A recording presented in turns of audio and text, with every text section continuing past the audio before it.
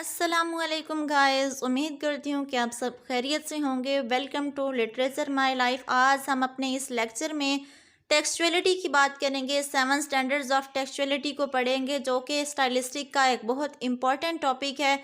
जैसा कि हमने अपनी प्रीवियस वीडियोस में पॉइंट ऑफ व्यू पे बात की, फोरग्राउंडिंग पे, पैरालेलिज्म पे, इसके अलावा कोहेजन एंड कोहेरेंस पे बात की, मूड एंड मोडेलिटी पे बात की। इसी तरह टेक्सचुअलिटी भी एक बहुत इंपॉर्टेंट टॉपिक है एग्जाम के पर्सपेक्टिव से। तो आज हम इसको डिटेल में कवर करेंगे, कंप्लीट टेक्सचुअलिटी के टॉपिक को, इसके 7 स्टैंडर्ड्स को भी। सबसे पहले जानते हैं कि टेक्स्ट क्या होता है। टेक्सचुअलिटी क्योंकि जो है ये टेक्स्ट के साथ रिलेटेड है, तो टेक्स्ट के बारे में जानना बहुत ज़रूरी है। The original words of something written, यानी कोई भी ओरिजिनल वर्ड्स जो अपनी असली हालत में पाए जाएं। Of written, of something written, जो कुछ लिखा हुआ और स्पोकन या बोला गया हो, in contrast to a summary और पैराफ्रेज। समरी या पैराफ्रेज, कंप्लीट समरी या पैराफ्रेज के कंट्रास्ट में कोई भी चीज़ जो लिखी हुई होती है या बोली जाती है, जो ओरिजिनल वर्ड्स होते हैं, उनको टेक्स्ट कहते हैं। अगर सेकंड डेफिनेशन देखी जाए तो a text is understood to be a piece of written or spoken material in its primary form, कि कोई भी रिटन या स्पोकन मटेरियल या पीस ऑफ रिटन या स्पोकन मटेरियल अपनी प्राइमरी फॉर्म में जो है वो टेक्स्ट कहलाता है। A text will be defined as a communicative occurrence which meets 7 standards of textuality. Text हमेशा वो होगा जो 7 स्टैंडर्ड्स ऑफ टेक्सचुअलिटी को मीट करेगा, जो उसकी रिक्वायरमेंट्स को फुलफिल करेगा, वही टेक्स्ट कहलाएगा। अब नेक्स्ट हम देखते हैं कि टेक्सचर क्या होता है। पहले हमने टेक्स्ट को पढ़ा, अब हम टेक्सचर को देखेंगे, उसके बाद टेक्सचुअलिटी को देखेंगे। तो जो टेक्सचर होता है किसी भी टेक्स्ट का, वो उसके यूनिफाइड होल फॉर्म होती है, यानी उसकी एक मुकम्मल शक्ल को टेक्सचर कहते हैं। Texture is that feature of a text, ये किसी भी टेक्स्ट का वो फीचर होता है which made it unified whole, जो कि इसे एक मुकम्मल तौर पर एक मुकम्मल चीज़ बनाता है, जो इसे यूनिफाइड होल बनाता है। Texture is the basis for unity and semantic interdependence with in the text. Texture जो है ये सिमेंटिक इंटरडिपेंडेंस और यूनिटी की ही बुनियाद है टेक्स्ट के अंदर, यानी ये एक यूनिटी देता है पूरे टेक्स्ट को, टेक्सचर जो होता है, और उसके अंदर कुछ मीनिंग को ऐड करवाता है। पता चलता है कि इसकी ओरिजिनल फॉर्म क्या है, ये एज होल क्या चीज़ है। तो टेक्सचुअलिटी को अगर देखा जाए तो न्यूबर्ट जो थे, उन्होंने 1992 में टेक्सचुअलिटी की जो डेफिनेशन दी थी, उसके मुताबिक the complex set of features, यानी सेट एक पूरा फीचर्स का एक set, that text must have to be consider text, जो एक टेक्स्ट को ज़रूर रखना चाहिए, जो एक टेक्स्ट के अंदर ज़रूर मौजूद होना चाहिए, यानी एक कॉम्प्लेक्स सेट के वो फीचर्स जो टेक्स्ट के अंदर ज़रूर पाए जाने चाहिए टू बी कंसिडर टेक्स्ट, ताकि उस टेक्स्ट को टेक्स्ट कंसीडर किया जाए। वो तमाम फीचर्स जो एक टेक्स्ट को ज़रूर अपने पास रखने चाहिए, यानी वो उसके अंदर ज़रूर पाए जाने चाहिए ताकि उसको टेक्स्ट कंसीडर किया जाए, वो टेक्सचुअलिटी कहलाता है। टेक्सचुअलिटी की सेकंड डेफिनेशन ये है, textuality is the property by which successive sentences form a coherent text in contrast to a random sequence.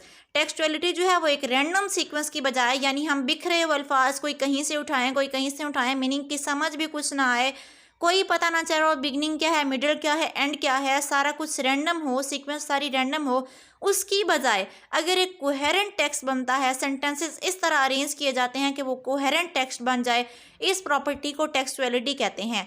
The attribute that distinguishes a text as an object of study, या कोई भी वो औसाफ जो एक text को as an object of study के तौर पर उसको अलग करता है, यानी हम उसको डिस्टिंग्विश करते हैं, as an object of study is called textuality. अब हम बात करेंगे 7 स्टैंडर्ड्स ऑफ टेक्सचुअलिटी की। अगर एक टेक्स्ट के पास ये सारे 7 स्टैंडर्ड्स होंगे तब ही वो टेक्स्ट कहलाया जाएगा, अदरवाइज उसको टेक्स्ट कंसीडर नहीं किया जाएगा। और ये सारे 7 स्टैंडर्ड्स मिलकर ही टेक्सचुअलिटी कहलाए जाते हैं, ये मिलकर टेक्सचुअलिटी बनाते हैं, और इसकी बुनियाद पर ही, इन सारे 7 स्टैंडर्ड्स की बुनियाद पर ही टेक्स्ट को टेक्स्ट माना जाता है।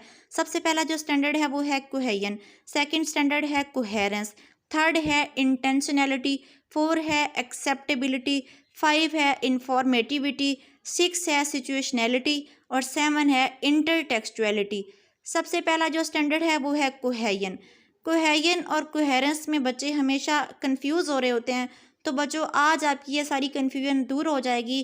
कोहेजन का मतलब होता है कि वोकैबलरी और ग्रामर आपस में कनेक्टेड होनी चाहिए, वोकैबलरी का यूज़ करते हुए, ग्रामर का यूज़ करते हुए टेक्स्ट को लिखा जाए, और जब ग्रामर और वोकैबलरी के अंदर कनेक्शन होगा तो उसको कोहेजन कहेंगे, यानी ग्रामेटिकल और लेक्सिकल कनेक्शन को क्या कहते हैं, कोहेजन।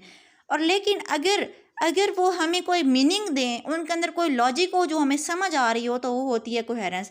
कोहेजन जो होती है ना, ये लेक्सिकल और ग्रामेटिकल होता है कनेक्शन टेक्स्ट के दरमियान, जबकि कोहेरेंस जो होता है वो होता है सिमेंटिक या लॉजिकल रिलेशनशिप, यानी हमें क्या समझ आ रही है। बेशक कोई बंदा कोहेरेंस को तो फॉलो कर रहा है, यानी वो वोकेबलरी का इस्तेमाल भी ठीक कर रहा है, वो ग्रामर का भी ठीक कर रहा है, उसके लेक्सिकल आइटम और ग्रामेटिकल आइटम बिल्कुल ठीक से यूज़ किए जा रहे हैं, लेकिन हमें अगर उसकी समझ नहीं ना आ रही उसके टेक्स्ट की कि वो क्या कहना चाह रहा है, उसके अंदर कोई लॉजिक नहीं है, कोई मीनिंग नहीं है, इसका मतलब है उसके अंदर कोहेरेंस नहीं है। कोहेजन है, कोहेरेंस नहीं है, दोनों चीज़ों का होना बहुत ज़रूरी होता है। कोहेजन को अब हम डिटेल में डिस्कस करेंगे। अगर कोहेजन को प्रॉपर डिफाइन किया जाए तो the first standard will be called cohesion and concerns the way in which the components of the surface text that is the actual words यानी vocabulary we hear or see are mutually connected within the sequence.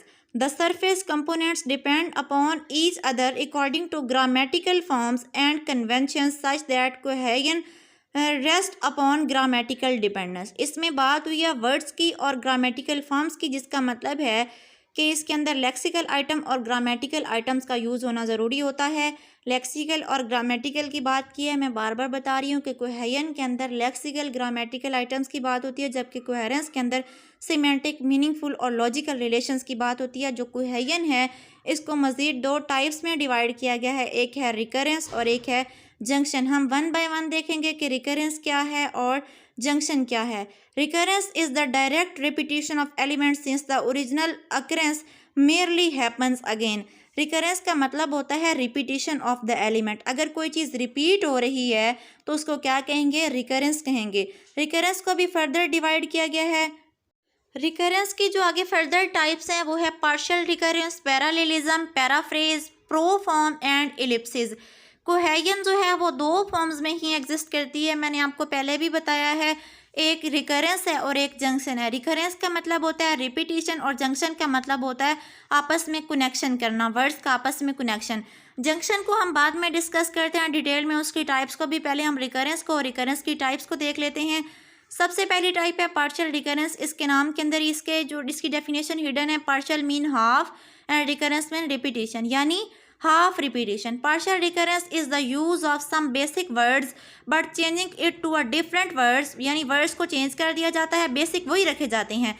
Such as to shift the word from adjective to adverb by adding ly। जो word की form होती है उसको shift कर दिया जाता है, वर्ड को चेंज कर दिया जाता है। सिंपल जो बेसिक चीज़ होती है ना, बेसिक वर्ड वही रहता है, उसकी फॉर्म को चेंज कर दिया जाता है। यानी पहले अगर एडजेक्टिव हमने ली थी तो अब वो क्या बन जाएगा, एडवर्ब बन जाएगा। ब्यूटीफुल अगर एडजेक्टिव है तो ब्यूटीफुली एडवर्ब है। हम सिंपल बेसिक वर्ड को वही रखेंगे। ब्यूटीफुल है, ब्यूटीफुली में पहले वाला जो ब्यूटीफुल वाला वर्ड है, बेसिक वर्ड वही रखा गया, उसके अंदर सिर्फ ly का एडिशन करके उसकी फॉर्म को चेंज कर दिया गया। अगर हम इस तरह की रिपीटिशन करते हैं कि बेसिक वर्ड वही रहे लेकिन हम फॉर्म को चेंज कर दें, एडजेक्टिव से एडवर्ब बना दें, तो इसको कहते हैं पार्शियल रिकरेंस। नेक्स्ट टाइप है parallelism. Parallelism is the revising of surface format to present new components.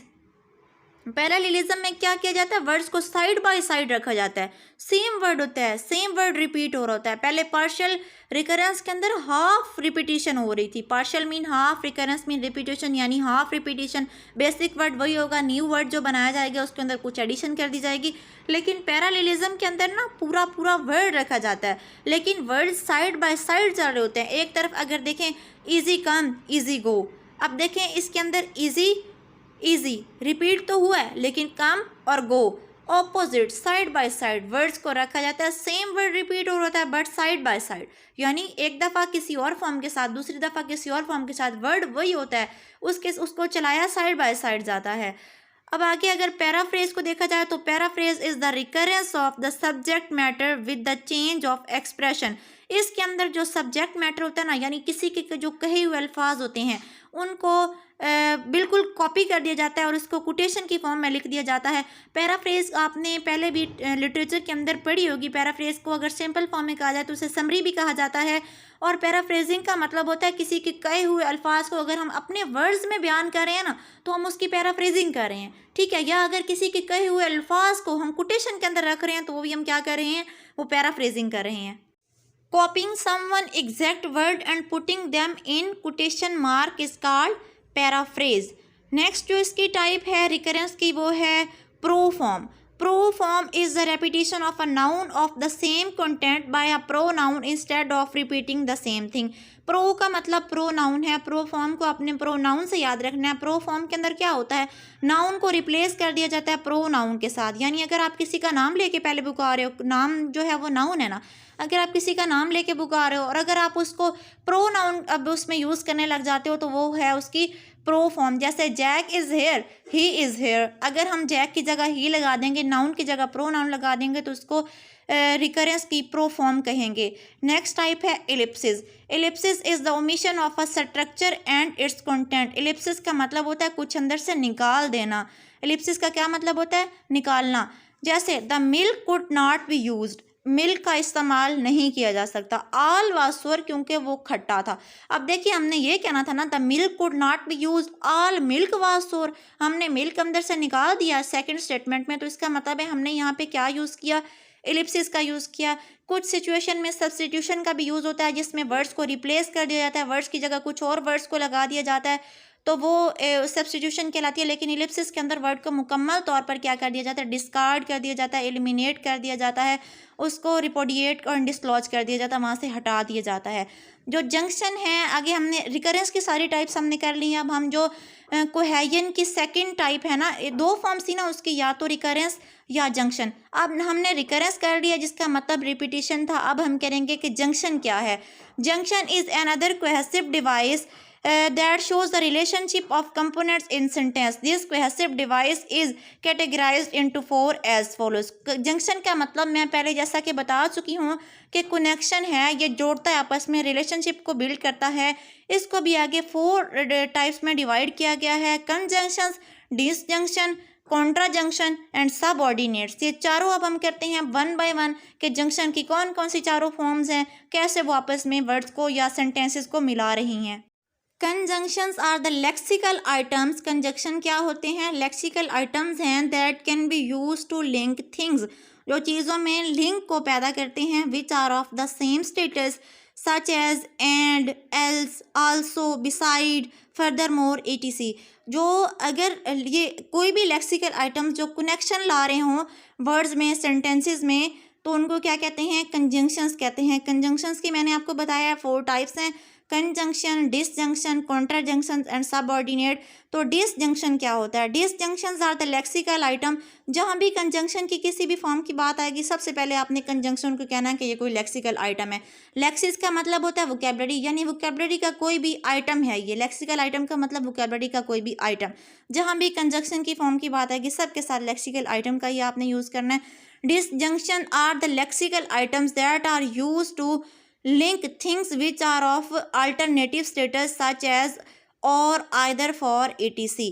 इसका मतलब क्या है, डिसजंक्शन का मतलब है कि वो चीज़ें जिनमें आपस में जोड़ नहीं हो रहा, यानी दो ऑपोजिट चीज़ें हैं, दो ऑप्शनल चीज़ें हैं, उनको अगर कोई ऑप्शनल चीज़ों को कोई चीज़ अगर जोड़ रही है, कोई लेक्सिकल आइटम ऑप्शनल चीज़ों को जिनके दरमियान कोई जंक्शन नहीं है, कोई जोड़ नहीं है, कोई गट मेल नहीं है, उनको अगर कोई आके आपस में मिला रहा है और वहाँ पे एक नीडल का काम कर रहा है तो उसको क्या कहते हैं, उसको उस लेक्सिकल आइटम को डिसजंक्शन कहते हैं। जैसा कि है Ali rides the bus to school और walks to the school. Ali या तो बस पे जाता है या पैदल जाता है। अब एक तरफ बस है एक तरफ पैदल है, टोटल तजाद है दोनों में, कॉन्ट्राडिक्शन है दोनों में, लेकिन क्या किया जा रहा है, यानी ऑप्शनल चीज़ें हैं दोनों, तो इसमें और का यूज़ किया जा रहा है। और या आइदर का अगर हम यूज़ करते हुए डिसजंक्शंस को जब हम यानी ऐसे चीज़ों को आपस में मिला देते हैं जो मिलती नहीं है, जो ऑप्शनल है, तो उसको कहते हैं, उन लेक्सिकल आइटम्स को डिसजंक्शंस कहते हैं।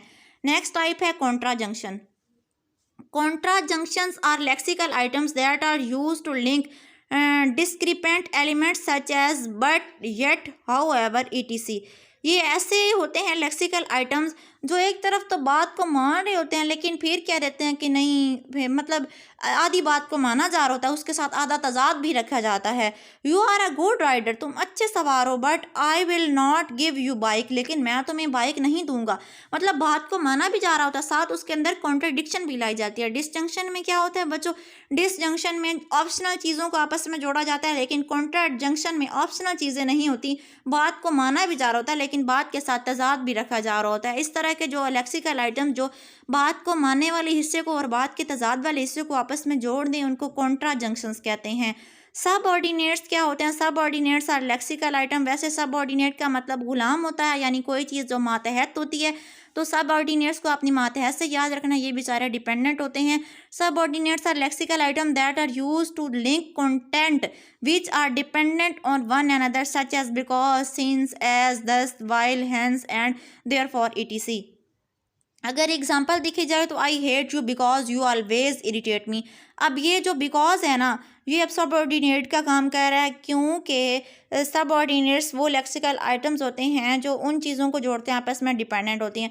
अब हेट जो है इसकी कोई वजह भी तो होगी ना, इरिटेशन इसकी वजह है। एक बंदा हेट कर रहा है और इरिटेशन है, अब इन दोनों को आपस में जो मिला रहा होगा ना, जो इन दोनों डिपेंडेंट एक दूसरे पर, हेट की कोई वजह भी तो बतानी चाहिए। एक तरफ हेट है, दूसरी तरफ उसकी वजह भी बताई जा रही है। जो लेक्सिकल आइटम हेट और उसकी वजह यानी इरिटेशन को आपस में जोड़ रहा है, वो क्या है? उसको कहते हैं सब ऑर्डिनेट। नेक्स्ट और सेकंड स्टैंडर्ड ऑफ टेक्सचुअलिटी जो है वो है कोहेरेंस। कोहेरेंस में क्या होता था? लेक्सिकल और ग्रामेटिकल रिलेशनशिप एग्जिस्ट करता था और वो टेक्स्ट की सरफेस से रिलेटेड था। लेकिन जो कोहेरेंस है इसका मतलब क्या होता है कि मीनिंगफुल, सिमेंटिक और लॉजिकल रिलेशनशिप, यानी जो कुछ बताया जा रहा है उस टेक्स्ट की हमें समझ भी आ रही है या नहीं। बेशक वोकैबुलरी और ग्रामर ठीक हो, लेकिन जब तक हमें उसकी समझ नहीं आएगी इसका मतलब है उसके अंदर कोहेरेंस नहीं है। डी ब्यूग्रैंड और ड्रेसलर ने इसको इस तरह एक्सप्लेन किया। De Beaugrande and Dressler explain that coherence refers to a set of conceptual relationships under the surface text which is similar to cohesion in the way stretch of the language link each other. Cohesion refers to the surface of the text while coherence refers to the semantic or meaning of the text. Coherence is the link, the spirit of a text, and a text can be coherent without cohesive devices. इसमें भी उनका कहना यही है, D ब्यूग्रैंड और Dressler ने भी यही कहा है कि कंसेप्चुअल रिलेशनशिप जो होंगे टेक्स्ट के वो क्या कहलाएंगे? उनको कहेंगे कोहेरेंस। और ये मीनिंगफुल और सिमेंटिक रिलेशनशिप होता है, ये टेक्स्ट की सरफेस के साथ रिलेटेड नहीं है। टेक्स्ट की सरफेस के साथ जो चीज़ रिलेटेड है वो कोहेजन है। ये जो कोहेरेंस है ये लॉजिकल, सिमेंटिक और मीनिंगफुल रिलेशनशिप है जो टेक्स्ट के दरमियान में एग्जिस्ट करता है। Cohesion and coherence are text centred notion. The other standard of textuality are user centered notion। अब अगर इनको डिफ्रेंशिएट किया जाए कोहेजन और कोहेरेंस को बाकी जो हैं स्टैंडर्ड टेक्सचुअलिटी के, तो ये क्या हैं? Cohesion and coherence are text centered notions, यानी ये टेक्स्ट से रिलेटेड होते हैं। The other standard of textuality are user centered notion, यानी जो लैंग्वेज को यूज़ कर रहा है, जो उनके टेक्स्ट को यूज़ कर रहा है, बाकी सारे स्टैंडर्ड उनके साथ, यूज़र के साथ रिलेटेड हैं। जबकि कोहेजन और कोहेरेंस जो है ये टेक्स्ट सेंटर्ड नोशन है। इंटेंशनैलिटी जो है वो थर्ड स्टैंडर्ड है टेक्सचुअलिटी का। इंटेंशनैलिटी का क्या मतलब होता है कि राइटर का गोल क्या था, उसका पर्पस क्या था, उसका एम क्या था, उसका परसूट क्या था।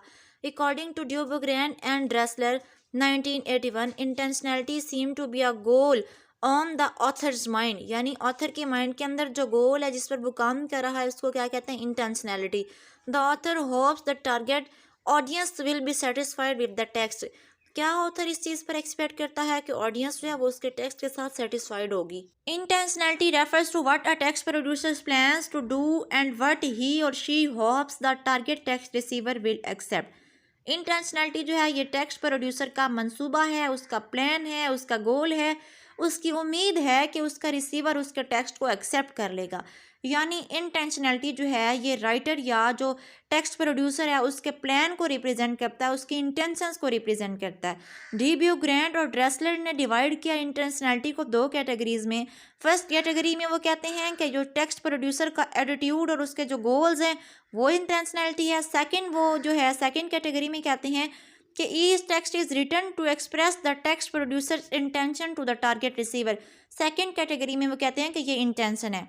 फर्स्ट कैटेगरी में क्या कहते हैं? The text producer's attitude and set of goals which are strongly confined by the text producer, यानी ये टेक्स्ट प्रोड्यूसर का एटीट्यूड और सेट ऑफ गोल्स है जो टेक्स्ट प्रोड्यूसर जो होता है वो अपने रिसीवर को देना चाह रहा होता है। और सेकंड में वो कहते हैं कि ये प्रोड्यूसर की इंटेंशंस हैं, टेक्स्ट प्रोड्यूसर की इंटेंशंस है।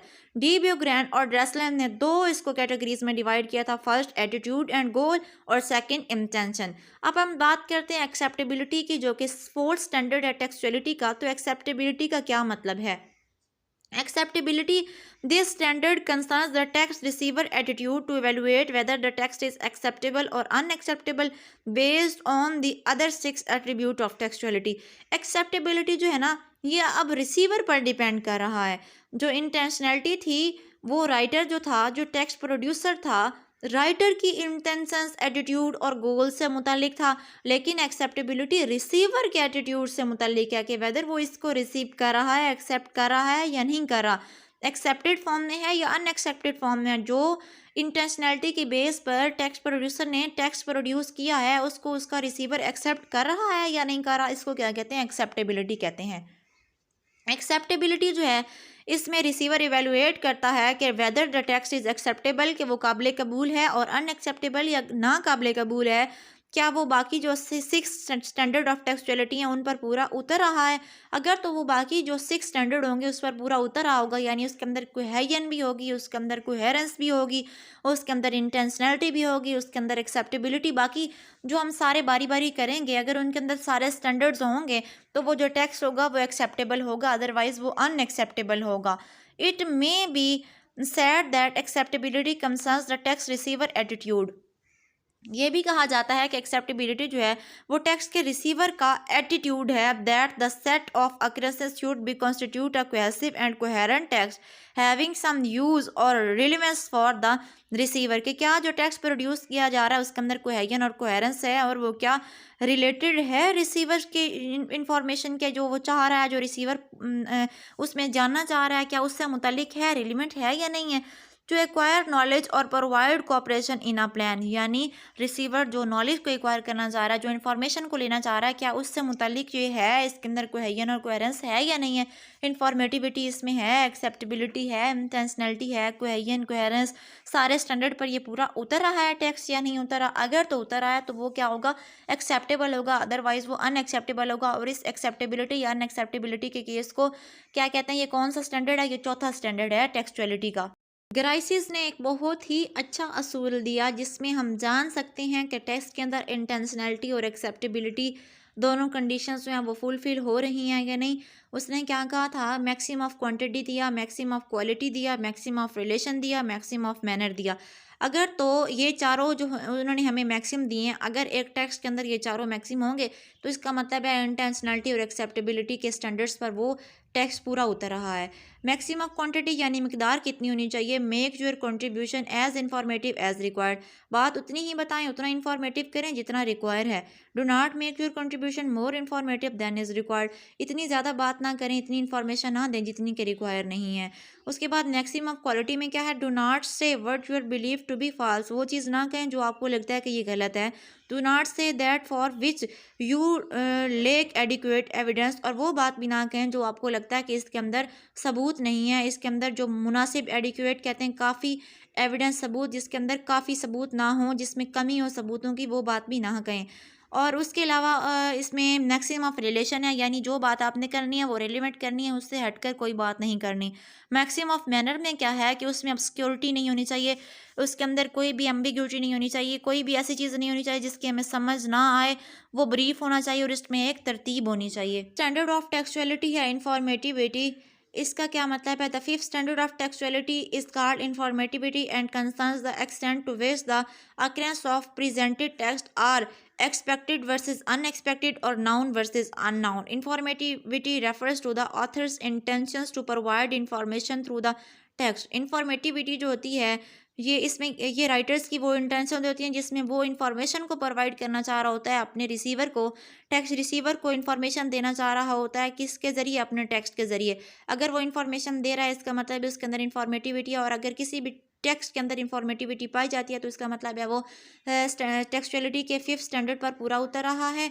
और this standard concerns the extent to which the occurrence of the presented text are expected, unexpected और नाउन और अननाउन। यानी इसके अंदर जो वो एक हद होती है, वो एक्सटेंट होता है जिस पर कोई भी चीज़, to which the occurrence of the presented text, जिस पर कोई भी जो टेक्स्ट होता है वो एक्सपेक्टेड या अनएक्सपेक्टेड की एक्सटेंट तक रिप्रेजेंट किया जाता है। सिक्स स्टैंडर्ड ऑफ टेक्सचुअलिटी है सिचुएशनलिटी, इसके नाम से ही पता चल रहा है। The situationality is the six standard of textuality which makes a text relevant to the situation of occurrence. जो सिक्स स्टैंडर्ड है, सिक्स जो है सिचुएशनलिटी, इसका मतलब है कि उसके अंदर जो भी राइटर या प्रोड्यूसर, जो भी टेक्स्ट प्रोड्यूसर है या राइटर जो है, वो अपना टेक्स्ट जो प्रोड्यूस कर रहा है, क्या वो सिचुएशन की अकॉर्डिंग कर रहा है। क्योंकि बाज़ दफ़ा सिचुएशंस इस तरह की चल रही होती हैं कि लोग जो होते हैं वो राइटर के मीनिंग को अपने एक्सपीरियंस के मुताबिक ही समझते हैं। तो सिचुएशन के मुताबिक एक राइटर को अपने टेक्स्ट को प्रोड्यूस करना चाहिए। Situationality can help the target audience understand the message of the text, can help the text easily. Therefore, the producers must create a text according to the circumstance or condition in a particular place and at a particular time. एक writer को, एक text producer को इस बात का ध्यान रखना चाहिए कि जो वो टेक्स्ट प्रोड्यूस कर रहा है उसको पर्टिकुलर प्लेस पर, पर्टिकुलर टाइम में, कंडीशंस और सर्कमस्टांसिस के मुताबिक होना चाहिए। उसको अपने माइंड में अपने टेक्स्ट को क्रिएट करते हुए सिचुएशंस को भी ज़रूर रखना चाहिए और अपने टेक्स्ट को सिचुएशन के according time, particular place, particular circumstances के अकॉर्डिंग लिखना चाहिए। अब लास्ट स्टैंडर्ड ऑफ टेक्सचुअलिटी है जो कि 7th स्टैंडर्ड है, इसका नाम है इंटर टेक्सचुअलिटी। इंटर का मतलब होता है रिलेशनशिप, टेक्सचुअलिटी का मतलब होता है टेक्स्ट के दरमियान। इंटर टेक्सचुअलिटी यानी टेक्स्ट और उसके बैकग्राउंड नॉलेज के दरमियान कनेक्शन को इंटर टेक्सचुअलिटी कहते हैं। According to de Beaugrande and Dressler, intertextuality refers to the connection between the target text and the background knowledge of the audience of a text that is interested into it. This knowledge can be applied by a process called meditation. Intertextuality जो है ये background knowledge of audience और जो हमारा target text है उसके दरमियान एक कनेक्शन का नाम है। ये थी टेक्सचुअलिटी, उसके 7 स्टैंडर्ड्स। हर चीज़ को मैंने डिटेल में आपके सामने पेश किया, आपको बताया। अगर आपको स्टिल किसी किस्म की अनसर्टेनिटी, एम्बिग्विटी है या कोई भी सबटेलिटी है तो आप कमेंट बॉक्स में कमेंट कर सकते हैं। अगर आपको मेरी वीडियोस अच्छी लग रही हैं और आप ऐसी वीडियोस ही लिंग्विस्टिक और लिटरेचर की हासिल करना चाहते हैं तो मेरी आपसे गुजारिश है कि मेरे चैनल को सब्सक्राइब करें, बेल आइकन को क्लिक करें, क्योंकि आपके सब्सक्राइब करने से एनकरेजमेंट मिलती है। आप एक तरह से गैल्वनाइज करते हो काम करने वाले को कि वो आपको इसी तरह की अच्छी अच्छी वीडियोस और प्रोवाइड करे। तो आपसे गुजारिश है कि मेरे चैनल को सब्सक्राइब करें, लाइक करें, कमेंट करें और बेल आइकन को प्रेस करें। अल्लाह हाफिज़।